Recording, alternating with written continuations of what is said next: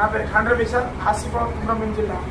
అయితే కుమ్రంభీం జిల్లాలోని జేనూరు మండలంలో మొన్న జరిగిన సంఘటన అందరికీ తెలిసిన విషయమే.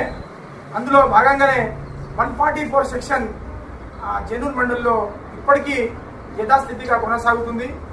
అక్కడ ఉన్న హిందూ బంధువులకు మరియు ఆదివాసీ సమాజానికి ఏదైతే కిరాణా షాపులు మరియు నిత్య అవసర సరుకులు కావాలంటే అక్కడ 144 సెక్షన్లో ఎక్కడ కూడా వాళ్ళకు నిత్య సరుకులు లభించడం లేదు.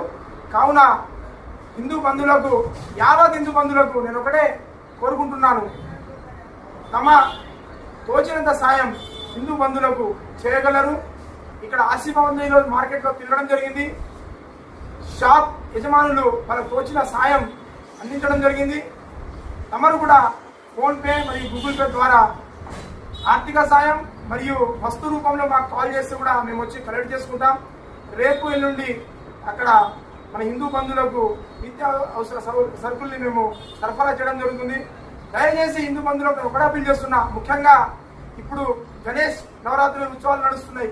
ఆ గణేష్ మండపం వాళ్ళకు ఒకటే విజ్ఞప్తి చేస్తున్నా, తమరు తమ వంతు సాయం కూడా మన హిందూ బంధువులకు చేయాలి.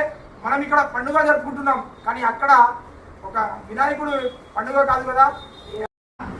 ఎవరైనా ఉన్న అన్నదానానికి ఈ వినాయకుడు గారు చేసి అన్నదానాన్ని కూడా కొంచెం తగ్గించి మన జేనూరు హిందూ బంధువులకు అందే విధంగా చర్యలు తీసుకోవాలని మనం చేస్తున్నాను.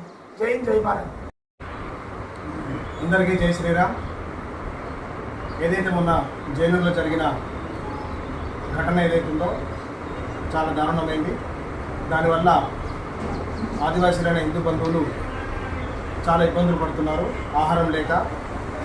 సో మన వంతుగా పోటీ హిందువులో కాబట్టి మన వంతుగా ఏదో కొంత సహాయం చేసి వాళ్ళకి కిట్లు తయారు చేసి పంపిణీ చేద్దామని నిర్ణయించుకోవడం జరిగింది. కావున ఈరోజు చాలామంది మార్కెట్లో తిరిగాము, చాలామంది వారికి తోచిన విధంగా ఇచ్చారు. ఇంకా కూడా చాలా అవసరం ఉంది వాళ్ళకి. కావున దయచేసి అందరూ మీకు తోచిన విధంగా మీ 70 రూపాయన కానీ లేకపోతే వస్తు రూపాయన కానీ విరాళాలుగా ఇచ్చి వాళ్ళని ఆదుకోవాలని కోరుకుంటున్నాం. జై శ్రీరామ్.